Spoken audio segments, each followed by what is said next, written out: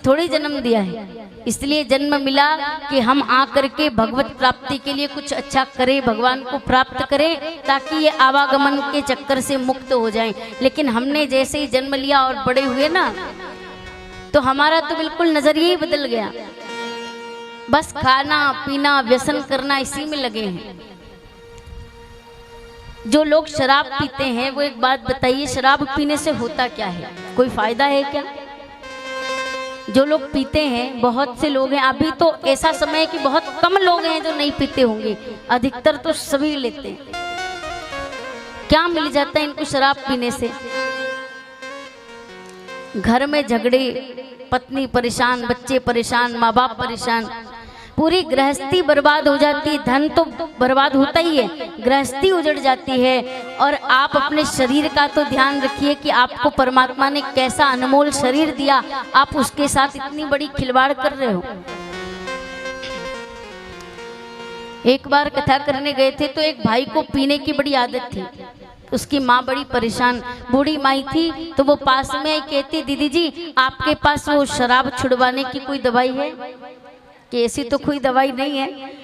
बोले हमारा बेटा बहुत ज्यादा ड्रिंक करता है, घर में सब परेशान है, मारपीट करता है, आप उसको कुछ समझा सकते हैं?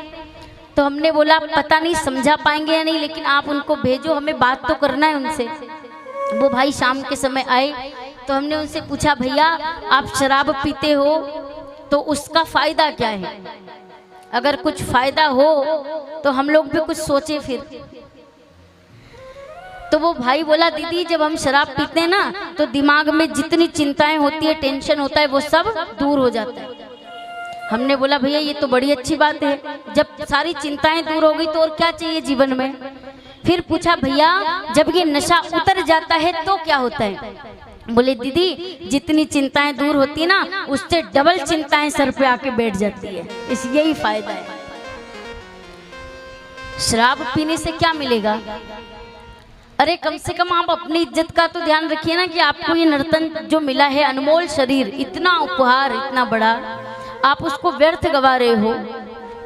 आप विचार कीजिए कि आप बहुत दूर से कभी हमारे गांव में आओ और हमें पता चल जाए कि वो फलाना भाई आया है, उसको पीने की बड़ी लत है, और हम आपको देख करके हमारे घर के द्वार बंद कर दें और एक छोटी सी खिड़की खोल लें, आपके लिए एक फटा हुआ, एक टूटा हुआ पलंग बाहर बिछा दे, खटिया, आप आकर बैठ गए, हमने उस छोटी सी खिड़की में से एक गिलास जल दे दिया, 2 रोटी सूखी सब्जी रोटी दे दी, तो आपको अच्छा लगेगा? कैसा लगेगा?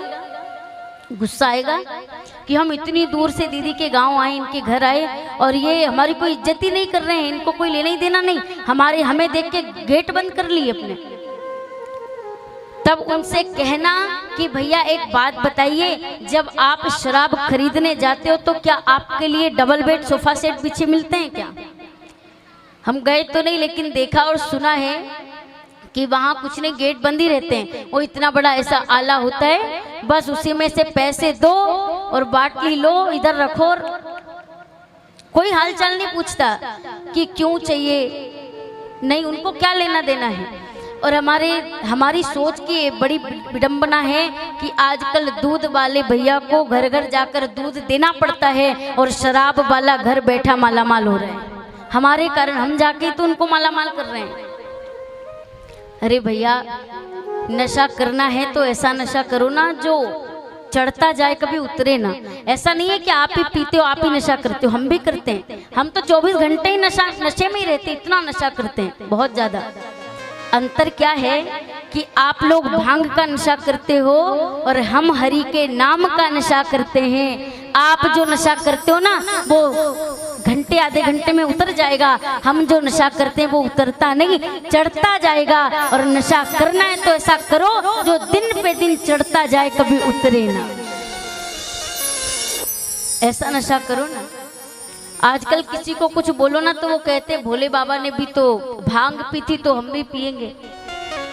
अच्छा, भोलेनाथ जी ने भांग पी थी तो आप भी पियोगे? भोले बाबा ने हलाहल विष पिया, वो नहीं दिखा आपको? जरा जहर खा के दिखा दो तो मान जाए कि एक नंबर के एक्टर हो आप, बढ़िया एक्टिंग कर सकते हो।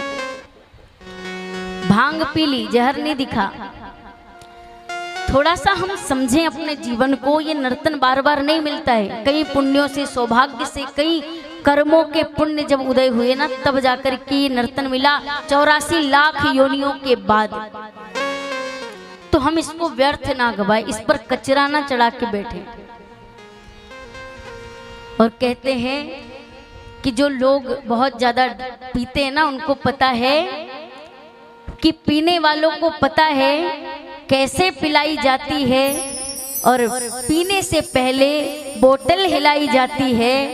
और हे कथा सुनने वालों, इस पंडाल से बाहर जाकर सबसे कह दो कि इस पंडाल में तो मुफ्त में पिलाई जाती है, जितनी पीना हो मुफ्त में पियो, लेकिन पियो ये नशा जो हरि का नाम है, जो कभी उतरता नहीं है। हम लोग इतना गलत खान पान करते हैं, घर में झगड़ा करते ना, तो मैया कहती है हे भगवान ये तूने क्या कर दिया। अरे भैया भगवान ने क्या किया, उन्होंने तो अच्छा ही किया ना, हमें जन्म दिया, नर्तन मिला हमें।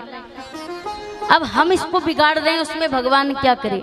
भगवान कहते हैं मैंने मानुष जन्म तुझको हीरा दिया, जो तू बिरथा गवाए तो मैं क्या करूं।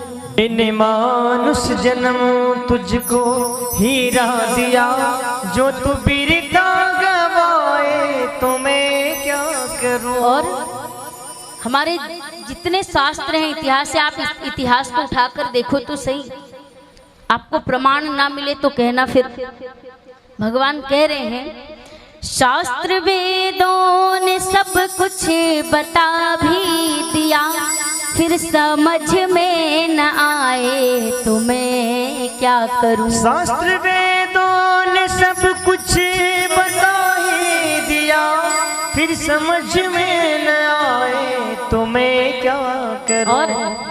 और भगवान कहते हैं कि खाने के लिए अन्न, मिष्ठान, कितनी अच्छी अच्छी चीजें हैं, लेकिन हम लोग फिर भी सारी अच्छी चीजों को छोड़ करके और बोटी पे दौड़ रहे हैं। कई लोग घर का अच्छा भोजन छोड़ के, ताजा भोजन छोड़ के, होटल में जा करके पैसे बर्बाद करके और गलत खान पान कर रहे हैं। उसमें भगवान क्या करे, वो कह रहे हैं अन्न मिष्ठान खाने को सब कुछ दिया, दूध मेवा भी मैंने ही पैदा किया। अन्न मिष्ठान खाने को सब कुछ दिया, दूध मेवा भी मैंने ही पैदा किया।